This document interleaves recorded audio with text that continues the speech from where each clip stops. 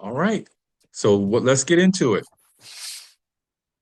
So I get asked the question all the time. Well, what is ETA? What is entrepreneurship through acquisition? I mean, it's titles there. It's acquiring existing businesses essentially. And what that can do is you look at business that have reduced risk because they're established. They have revenue streams that you can assume day one.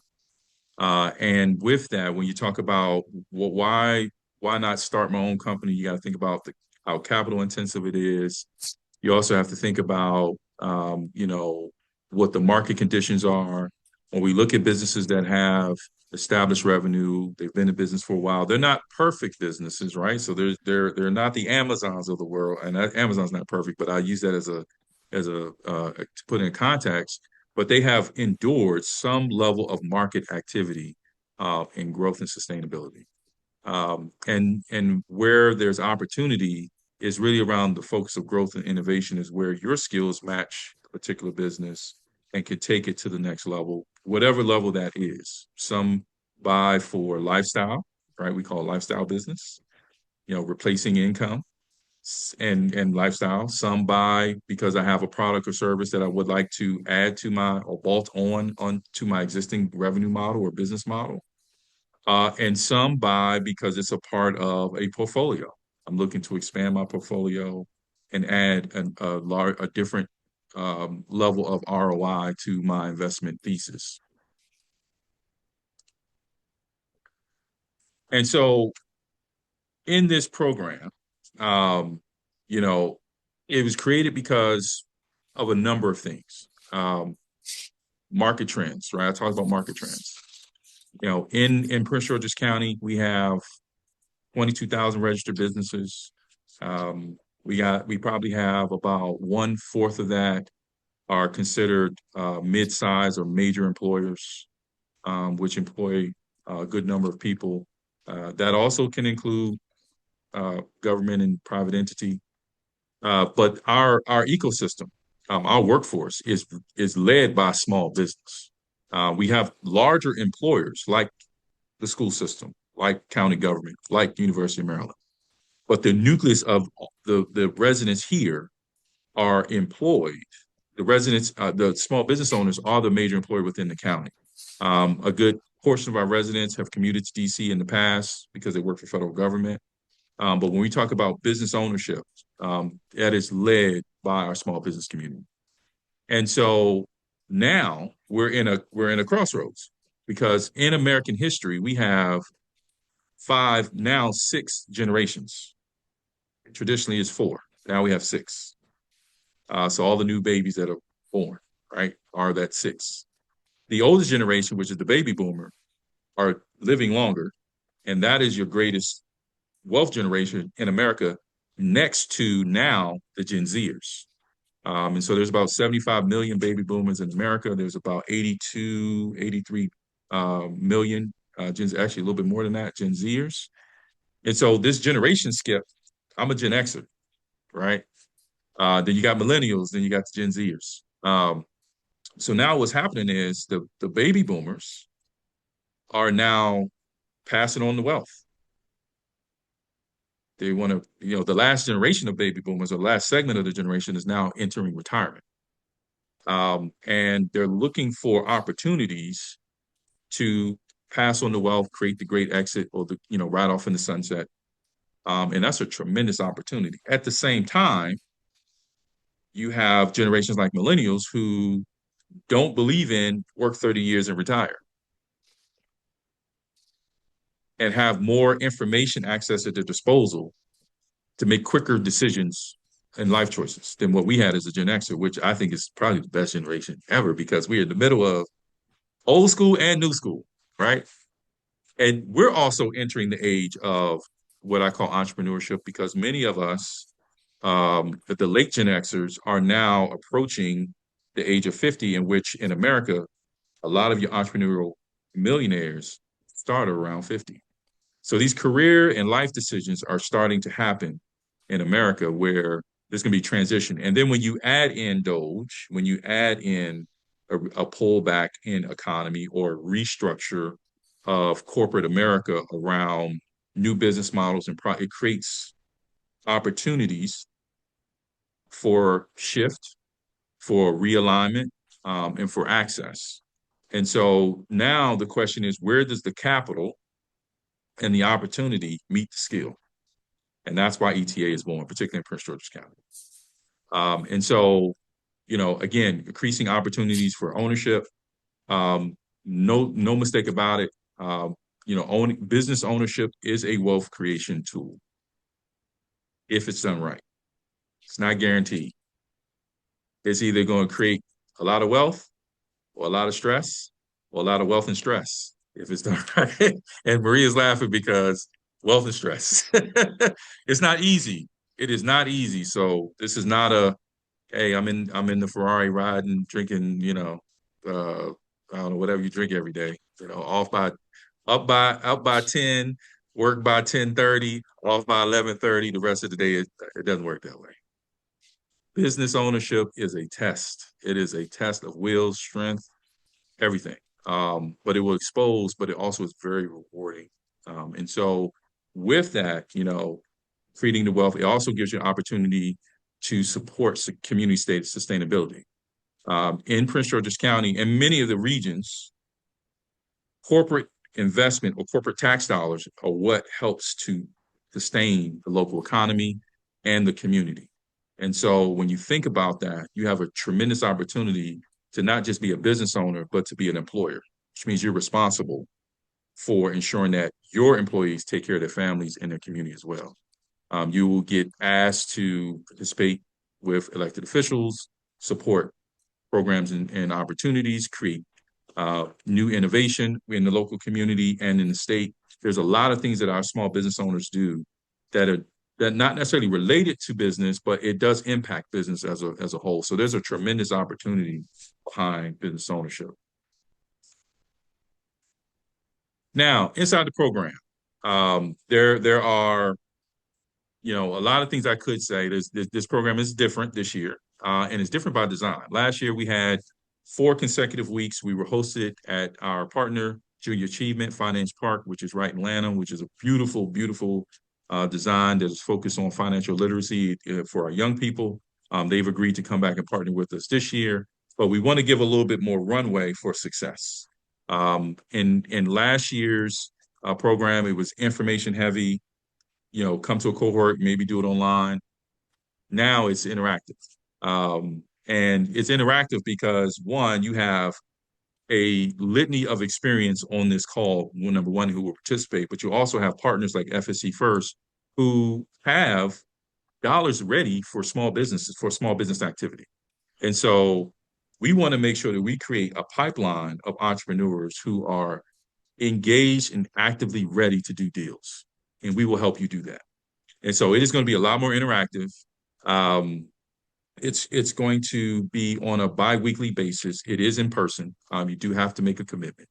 But what we want you to do is get into the activity of sourcing, evaluating, pitching, building relationships, and closing a deal. This is a skill set. And so there's core topics that we're going to cover. There's a tool, there's a skill that we really want our participants to walk away, and that is really high level, right? Or I'll say not a high level, but just at a basic level, know how to value a company using industry multiples, using information that you get to, and then you talk to industry experts like Guillermo and Erica around how we get to the value. Does it make sense? And then when that value is right, then you go to Maria and say, hey, I think I got something. How do we now get this over the line? And then, for experts like Siobhan Smith, who's a practicing attorney who will be on, is like, how do I protect my investment? How do I minimize risk? So all these things will be covered. And also, the instructors are available, beyond, I know they're going to have specific instruction and classes that they lead, but also they are available outside of the class as well, in case there's a deal conversation or in case there's something that's unique.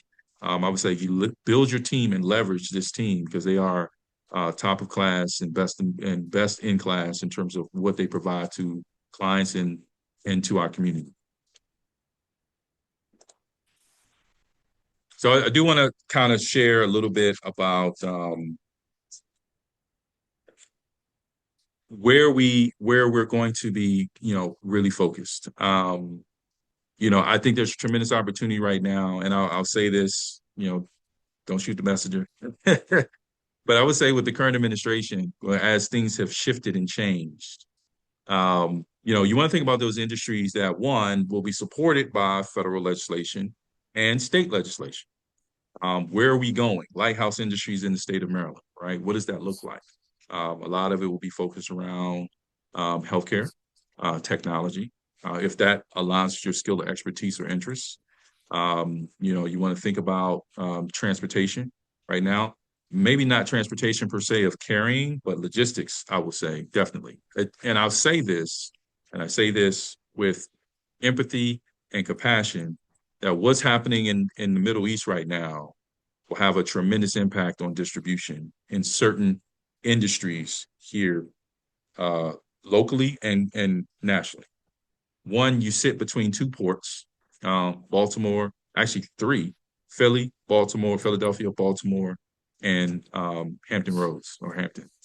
So there's transition all and distribution all the time. What does that look like? How do we get it there? How do we make it more efficient and smart? So there's all types of ways there. But on the other side, there's a transition in legacy businesses, right?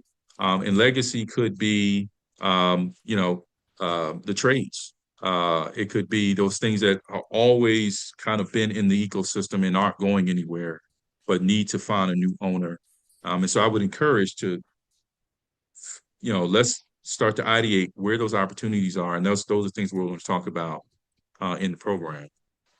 And then, again, I talked about legislation, right? So if, for example, there's federal legislation that passes, no tax on tips, right, which impacts the restaurant industry, that may be an opportunity.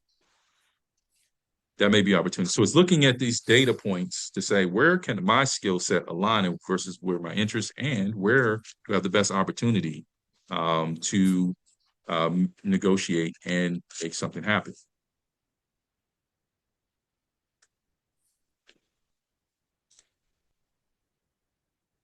So who should apply, right? The question is, well, is it for me? And I will say, if you're on this call, yes, it's for you. Here's why.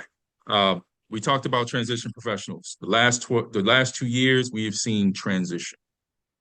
In the federal government, we've seen transition in private industry, and I think we're going to see more transition. So this is 100% for you, because the years of experience that you've dedicated to your employer or company have a place in another company. We just got to figure out what it looks like and where it is. If you're an entrepreneur expanding, you have a business, you have reached your ceiling in terms of the revenue vertical that you're looking for, and you're looking to diversify your revenue, this is an opportunity for you. Leadership and financial experts, and this is a big one, because oftentimes what gets missed is where there's a need and a gap that gets filled without necessarily relevant experience in the industry. And I'll give you an example. If you are CPA, CFO, or financial expert, and you have led an organization, there are a number of industries that have companies that are mid-level that need that expertise because they're looking to scale and grow, particularly in the construction trades industry. I would say, I'll give you a real life example. I had a meeting with two of our members who do very well. And we talked to a gentleman I had the chance to meet who runs a 9 or 10 portfolio company. And they do a little over $1 billion of revenue. And the number one question that was asked, or I'll say it's the number one information source that was asked is, how do I scale my business from where I'm at to where you are, right? Now, mind you, he has multiple businesses, but each business has been able to double in revenue, which also oftentimes creates more equity, right? If it's managed right. He did not talk about money. He didn't talk about going after new contracts. He didn't talk about any of that. What he talked about was human capital. Human capital, aligning the right people at the right time that understand and can help them go from one level to the next level. And that's where leadership and financial expertise meet. That's where they intersect very well. So if you have worked in the government for 20 years and you've worked in a financial department, that skill set, if you worked in contracting, that skill set is needed. And so there's opportunities to negotiate equity and buy into companies, and not maybe the whole company, but buy into companies to help create a better company. So what you will gain, um, a clear understanding of the acquisition process. You will get business evaluation tools that you can use post-program and use to continue to seek out companies. Understanding financing and deal structuring, which is a skill amongst itself. Not easy to do, not easy to understand, but also how to interpret it. When you are seeking financing, do you understand the number? Do you understand the projections? Where you can take the business? Expert guidance and network.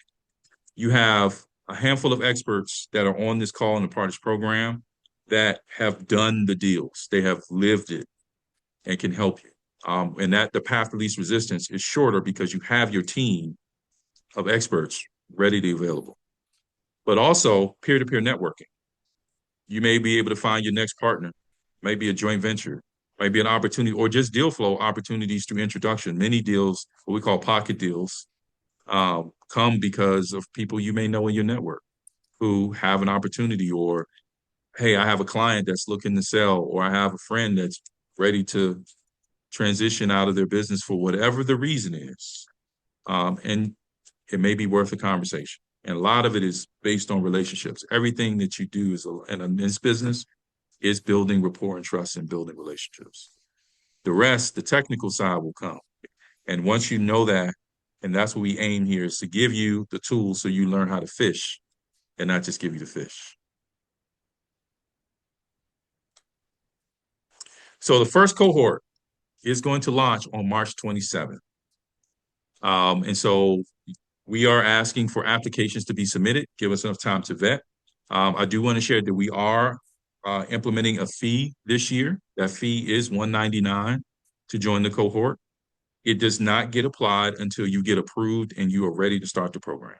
So please submit your applications. We will definitely reach out to make sure it's a good fit. But if selected, it is a $199 participation fee. And then we will have a series of cohorts every 2 weeks that will likely go into June. And we're going to get rocking and rolling. Our goal is to make sure that there's activity, that you have real deal flow, that you know how and where you stand financially and can qualify and get you over the hump. And also think about alternative ways to make deals happen. There is no cookie cutter approach when dealing with the business owner and with sourcing. But I think once you can get into those lanes, it's fun. It can be challenging, but deal flow and deal activity is fun. And then final presentations is we want to create kind of a pitch competition to get funded. Would love for you all to have businesses that you find that you think are good, and then let's fill the room, obviously with FSC first. But if FSC first is not the only choice, let's fill the room with maybe private investors who are willing to help you with that 20% or help you with that 10%, because the deal has to be structured a certain type of way. And so this is a very interactive program. We aim to create employers, not just business owners, but employers. And what you will do after this program is pour into our local economy that helps the community grow, helps your families grow, and we are better off as a whole by creating a nucleus of entrepreneurs. So I know I've said a lot. I want to open it up for questions if there are any, and answers, because we have plenty.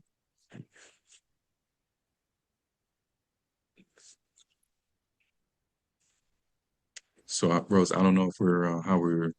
Yes, folks will have to raise their hands and I will unmute you if you do have a question. And then I also did want to chime in about the 199 investment. The first session that we had, as Alex mentioned, it was shorter. It was 4 sessions, very information heavy. And for this session, we are offering 8 sessions, and it will also have some homework for you guys to do because what we, as Alex mentioned, at the end of this, we want to create business owners. We don't want to just give you information. We want you to be able to implement that information and end up with a business. And so I'll read one of the questions that has been posted. Hillary asks, what does the 8-week schedule look like? Good question. Good question. It is very, very intensive. And so our goal, number one, kickoff session, March 27th. The next session, it takes a deep dive into deal sourcing.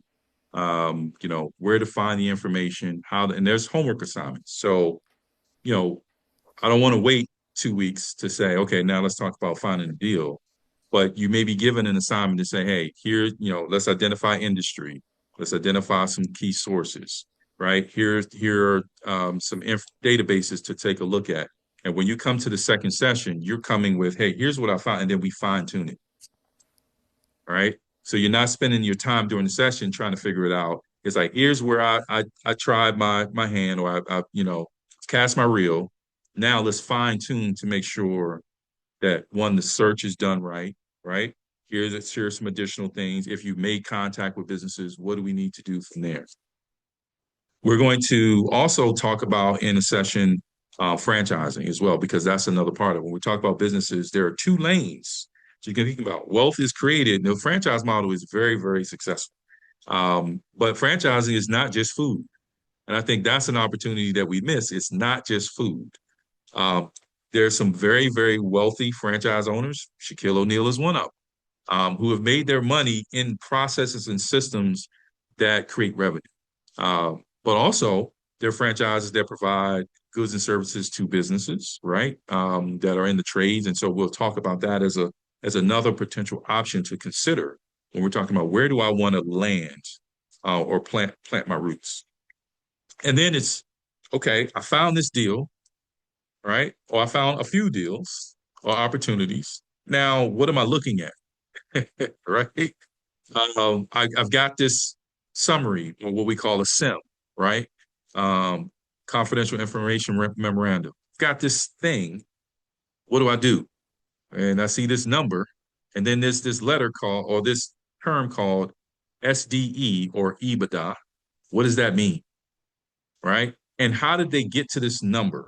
Because I don't see all that, right? Those are questions you're going to ask. But let's evaluate and understand the financial framework, right? How do we get here?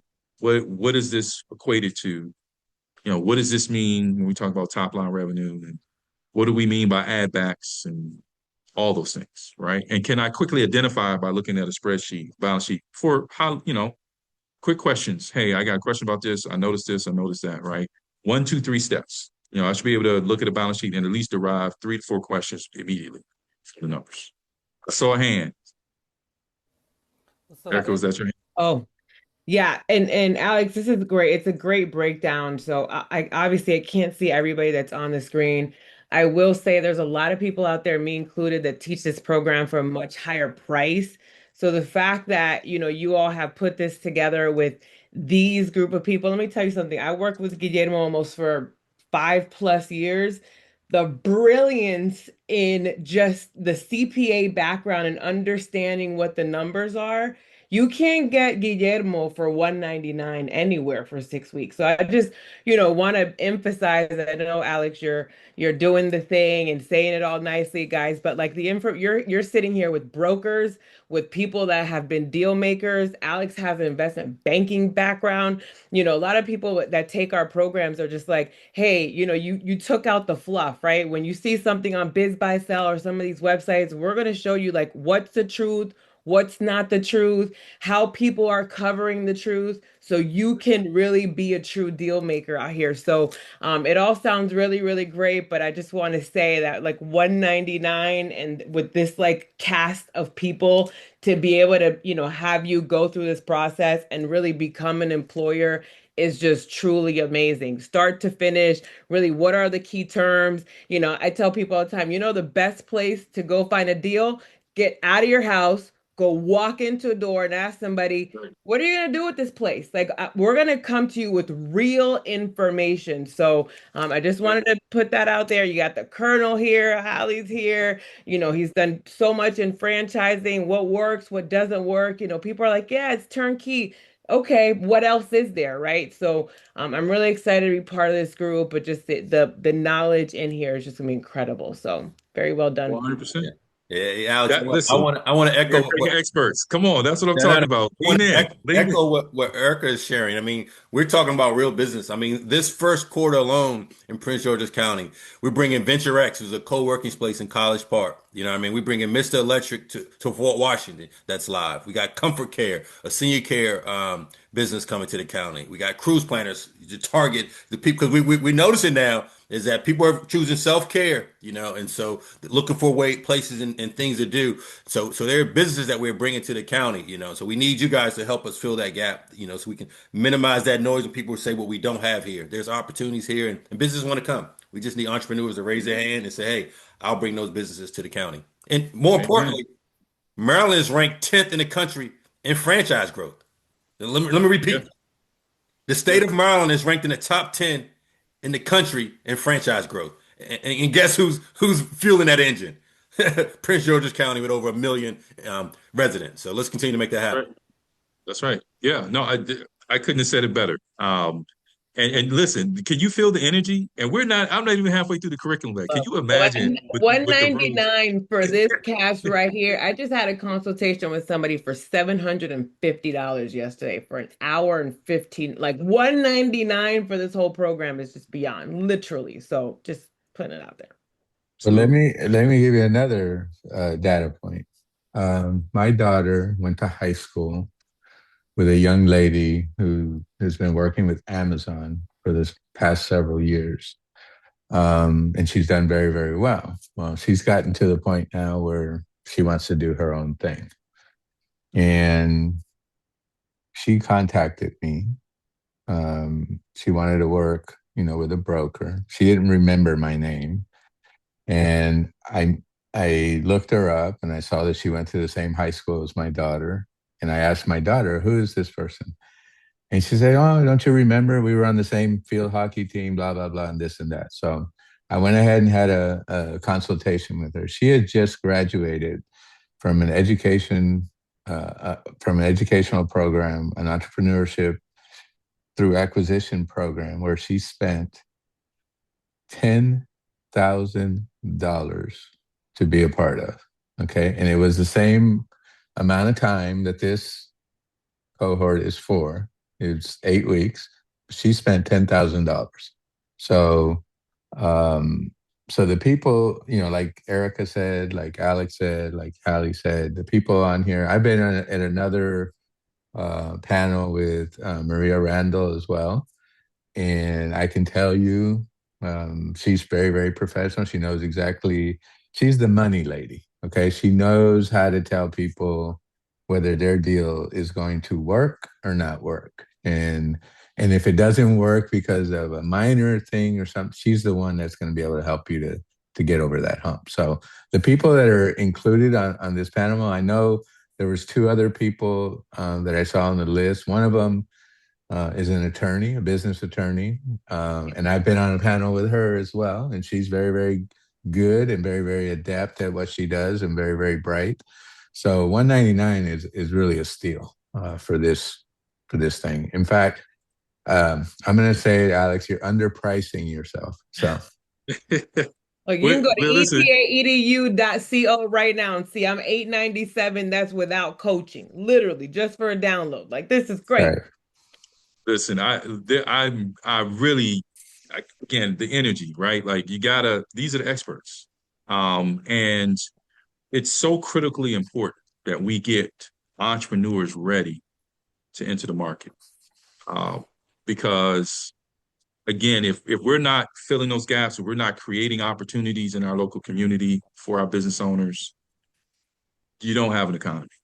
Well, and So Alex, That's a good point, and I'll give you an example, guys. So in my past life, I worked with Guillermo, and I remember bringing him a set of financials, and it was a architecture, it was a landscape design company that I had brought to Guillermo, and I said, something's really off here in these ad backs. It was just I just couldn't get it. I couldn't read it. Long story short, it was like an hour or two later, Guillermo calls me. He's like, look, there's three trips here that he saw inside the financials. And he was like, get more information about this. So I go back to the client. I'm like, are you traveling 3 times a year for your local landscape? I remember this. I will never forget this. I'm like, are you traveling 3 times a year for your landscape business? And he's like, yeah, well, I go to Europe and I look at design work. And from there, I found out that his family vacations he used also to go and see and scope and blah, blah, blah. I come back to Guillermo and then he's like, okay, so you can add back maybe 2 of those trips, blah, blah, blah. It made the financials a lot, but it was like $30,000 in just cash that was just kind of unaccounted for. But these are the deal insights that obviously, if you don't have that CPA background or you're not analyzing financials constantly, you can miss that and you can miss a really good opportunity by not being able to uncover some of this information. So I can go on and on and on about stories between, Guillermo and I, like where he's answering stuff for me and things like that. So really, guys, like you got a really good team here. Me personally, I would lean in, just saying. 100%. But that would lead me to my next segue. And I see William has his hand up also, but we'll also cover business valuation. Erica, you just chimed in this. When you can find that money that you can add back, what does that equate to in terms of dollar value, right? And a lot of times it's a 1-to-3 ratio, and we'll get heavy into it because it's heavy stuff. When you lean in, you're looking at the numbers, and you got to be hyper focused. But the other one is structuring and writing letters of intent or letter of interest and purchase sale agreements. Um, again, you're going to hire the experts, but you got to know what you're looking at and what the general structure. So you can interpret the information, whether it's you or your family or you have partners. There are specialists within that ecosystem that lean into certain things. Um, and then we're going to talk about the financing, right? So we've evaluated, we've got the valuation, we've structured our offer, and now we're aligning the dollars. And so these are skill sets that may be happening at multiple times, depending on the deal, right? There may be some negotiation that needs to happen, depending on the deal. 9 times out of 10, there's going to be some negotiation happening. But you got to understand, right, how to manage these moving pieces when you have a deal, and also to know, hey, because you have a no in one particular offer, doesn't mean that it can't be restructured to work, right? It's negotiation. And so the emotional attachment to things sometimes can weigh heavy when, hey, there's a deal you really, really like, right? Or there's a great rapport with the owner, but the numbers don't align, right? Or the bank likes it, but there's some things operationally that just don't make sense, right? So it's how do we make this work? But also, if it doesn't work, I'm willing to walk away. That's part of the deal. That's part of doing it, right? The fortunate thing is you can find deals. There are plenty of deals. It's how do you make it work? And then we want to do the presentation and see if we can start getting these commitments and move you all to the next phase, and that's getting to the close, getting on the track to closing a deal. I have to be honest, it doesn't happen that fast. I've personally advised on maybe one deal that was maybe 6 months. I mean, 6 weeks. And it was everybody came to the table ready. The seller was ready to sell, had all the numbers right, had everything you need. The buyer came ready to go, cash in hand. It did not take long. That happened once in like 10 years. It was an anomaly. That's what I call a blessing. On average, depending on the size of the deal and the complexity, from start to finish, I would say maybe 9 to a little over a year in some cases, depending on the deal and the complexity. I've worked some deals where it's taken me 2 years to close, because there are different facets that have to be adhered to. And the more complex the business, the more challenging things. And then complexity is not always have a contract. It could be, hey, there's a family internal decision that needs to be made and they're not aligned. Or one family member is halfway across the world and we can't make the decision without this family member, right? It's a lot of little things that are happening. So there's a lot of information we'll share. I hope that answered your question in terms of structure and where we want to go. And you can see, with the level of expertise on this call, the courses and the cohorts are going to be very, very immersive in information. And I think it's going to be. I'm going to take notes myself because I can already see it. I might throw a deal out there and say, hey, just while you're here. I'm just joking, but I'm really serious. And then I want to open up room for one more. I guess we got a couple more questions, Rose, to answer. Yes, we have a few more. And so I think folks are asking about the selection criteria. What are we looking for as far as who should be a part of this program? And then how much money do we recommend them having? How much personal capital would we recommend a person having if they are interested? So that is a great question. What I will say, number one, is the main thing that you have to have with this program is commitment. You have to be committed to your legacy and your wealth creation opportunity. We can bring experts, we can create the platform, we can give information, but the activity has to happen when you're not in the classroom, right? Has to happen when you're not with us.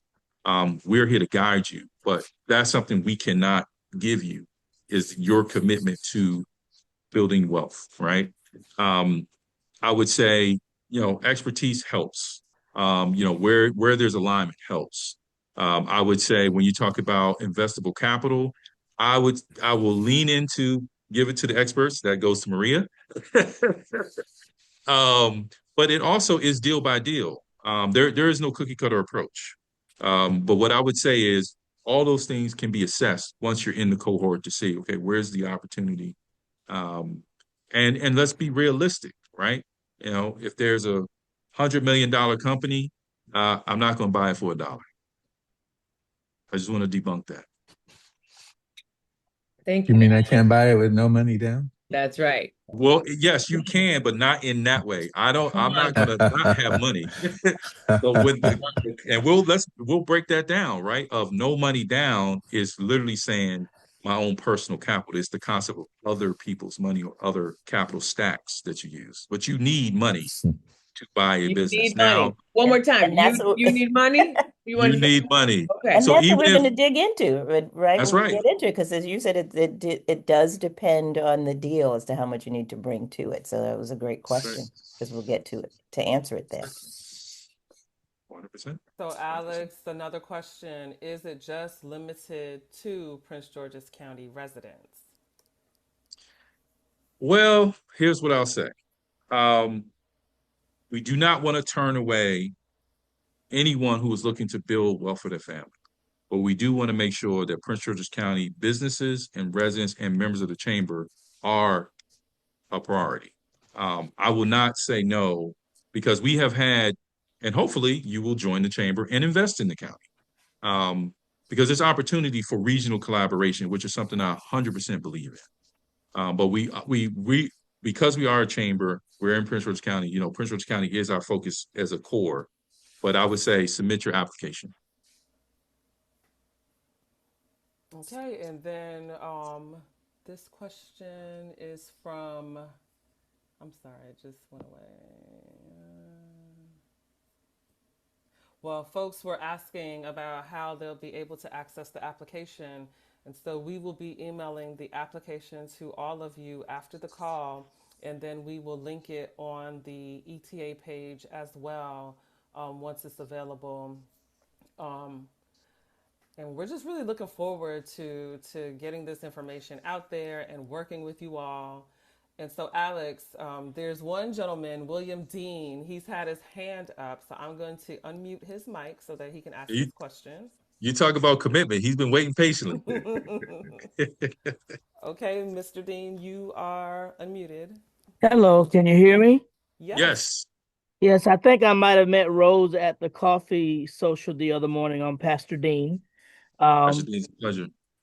Yeah, and we are new in the county. Been here about 3 years. We actually moved here, started the ministry, and now we're actually looking to do some business. Um, we have a ministry owned business, and we're actually looking at some property there in Hyattsville.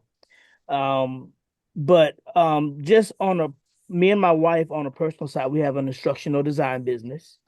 Nice. Um, we actually went through a group came through doing like business training, whatever, and I'm not gonna say their name. I'm gonna be nice. And we thought it was good, but it's very expensive, and even the lowest level email only coaching is like 20 some odd $1,000. Wow. So this is exciting. Um, especially for someone, our business is about 5 years old on the personal side, but I can just hear that if we wanted to sell it, we're not ready to sell. Just from what I've heard on this call, and even knowing how that looks. So me and my wife, as our we work together, what we need to do separate applications. How does that look? Well, no, yeah. If your partnership, one application. Now, if there's two independent businesses, I would say, I would submit the applications, and I'm pretty sure we could work out something on the 190 if it's, again, it's a family unit, so it's not about so much the money, it's more so making sure that we create sustainability, Yes, because Pastor, as you know, your investment in our community, those dollars that you bring into our community, the people you employ, helps the community. And that if we don't have a vibrant community, you don't have to talk about business, you don't have to talk about money. We don't get a chance to advance. So it's critically important right now that we are working to make sure that we are creating sets of and nucleus of entrepreneurs across the board. And also, Pastor, in your position, one of the things that we had a meeting about 2 or 3 weeks ago, prior to our Business and Economic Summit. The church plays a critical role in the entrepreneurial ecosystem in Black and Brown communities. yes, So I'm very hopeful that we can come to an agreement or some understanding of how we can get you in the program, create success, and it can be shared, from within your networks, right? And we're creating these ecosystems to show business is growing, it's booming, and we are producing the employers. That's yes. that's great feedback. Pastor Dean, just to tag on what Alex just said, I can probably speak for Guillermo and I. We work sell side business brokerage for a really, really long time, really helping people kind of prepare to take their business to the marketplace and finding them the buyer to do that. So a lot of the context that's going to be in this program, we will talk about, how we look at deals from a brokerage standpoint. So that'll actually help you kind of better prepare from when it is time to exit your business, some of the things that buyers are going to be looking at, as it relates to opportunity. That's definitely one. I think Holly works, the buy side, helping identify those targets. So you have really the ecosystem of buy and sell side, and you also have some CFO here with Guillermo being the CPA. The financials obviously is something that people really, really rely heavily on, as it relates to the story of the business. So, personally, I think you'll get some good takeaways just, for your own, gain, as it relates to your company, and hopefully, getting a bolt. We teach scale through acquisition too. So, adding a bolt on to your existing organization at some point, maybe, in the future. So we're excited to continue that combo. Yeah. Thank you all so much. This is amazing. Yeah, and I'll echo because that's the trend that we're seeing now. Not only nonprofit but not for profit businesses, and it's because we see what's happening at the federal level. A lot of the grants and the funding is drying up. It no longer exists. They're not even getting a heads up that their funding will not be renewed. And so what is happening is a lot of those businesses are now looking for profit entities, and so they're not reaching out to us and franchising because looking for entities that they can diversify their portfolio to generate Right. revenue because of those funding sources that they lived on is no longer available. So that's definitely, for those who are on the fence about if this program is for you, I would definitely say reach out. And another part I want to amplify what Alex is doing. He's been in Annapolis, all over Annapolis, and we've had several conversations, even in the governor's mansion, about rules and regulation. relaxing some, and having them expedite the permitting process. So because of that, industries that were sometimes challenged now are not now open and available. You know what I mean? So, That's so right. definitely Yep. we can talk about that during our programming. 100%. That's a great point. I want to share something. I did have a conversation. I was in a meeting with a lot of the local chamber presidents and Governor Moore about 2 weeks ago. And the Maryland's competitiveness is we're getting better in terms of business. Now, are we where we need to be? No. But are we better than what we were? Yes. What it's going to take it's not the governor's sole responsibility. It's our responsibility as residents of the state of Maryland, right? And residents of Prince George's County to help the state help Maryland be better, if that makes sense. It's the business community that leads the charge. It's the small business community, particularly in Maryland, that leads the charge. So if we can do our part as a chamber in Prince George's County of creating entrepreneurs who create employers, and then we can take this information and go to the state and say, hey, we have a handful of businesses, 100, 200, 900, whatever, that need to have, to Holly's point, better legislation so that the business community can continue to thrive and pour back into the state and local communities, which creates better school systems, better roads infrastructure, right? When your corporate tax dollars, and corporate includes small business, right? If your corporate tax dollars are on average 40 cents on every dollar, right now we're about 28, um, your taxes, if you're a homeowner, your taxes can go down, right? Public safety gets funded. We talk about, hey, we need more resources for school system. That comes from tax collection and revenue. And so the areas where you see a high corporate presence, you see a high corporate investment in collection, you also see better quality of life. That includes Whole Foods. That includes white tablecloth restaurants. That includes, right, um, infrastructure access that you may not see in other parts of the region. So it is 100%. So consider yourselves at the forefront of change for making an investment in your family's wealth, but also the overall sustainability of the greater community. And so, Alex, I know we are coming up on an hour, and so I think this is a great question to end with. Justin Blair is asking about the support available once you're accepted and have completed the program. What does that look like? 100%. So it is not a, hey, you're in the program and you're done. And that's why we restructured it, because when you're doing the program, the activity will get you kind of in the game. But the connectivity, right? The activity is one thing, but the connectivity, this is a part of it that you can't teach per se. Um, you have to constantly be engaged with your team, and you have to build your team. Now, who's your team? You have a team of advisors on this call that I would encourage, if you're a part of this program, to really get to know and also add to your team and do business with, so that you have the support you need and you can make the phone calls and you can engage. But I will say this, and I say this in support of the advisors. They are helping the chamber because they are very much focused on community and building ecosystems, but also support. They are business owners, right? So I want to be very clear that when you think about your assessment of what fees do I need, factor in your team, your advisors, because they are business owners as well. And so the ROI that you get from investing into an Erica, a Guillermo, a Maria, a Holly is more than 10x when you have the relationship over deal time, deal flow and deal time, deal terms, so to speak. And Alex, I'd also like to point out as well that you also have the connectivity through the other folks that are participating in the cohort.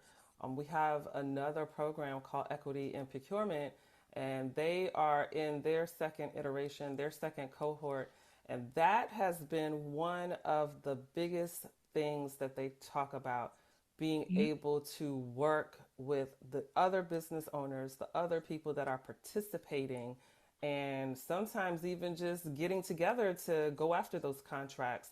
So you That's just right. never know what is going to happen with the other people in the room, not just the That's it. experts, but the folks that are in it with you through the journey. That's right. And which is again a business owner, and we're going to have a few business owners who have completed acquisitions in the last year. Yeah, in the last year. Join to talk about the real story. That peer to peer, Rose, great point. That peer to peer conversation is important because hearing it from the story of a business owner, gives context and can help you avoid some of the landmines in your journey. But also, one of the biggest things you can do is stay connected to the chamber. Acquisition, wealth building, business ownership is a core model for us. And so if there's resources, things at your disposal, we are absolutely going to bring it to the forefront.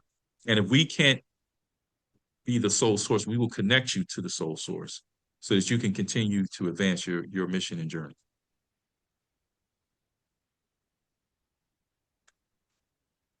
All right, Rose, I don't have any more PowerPoints.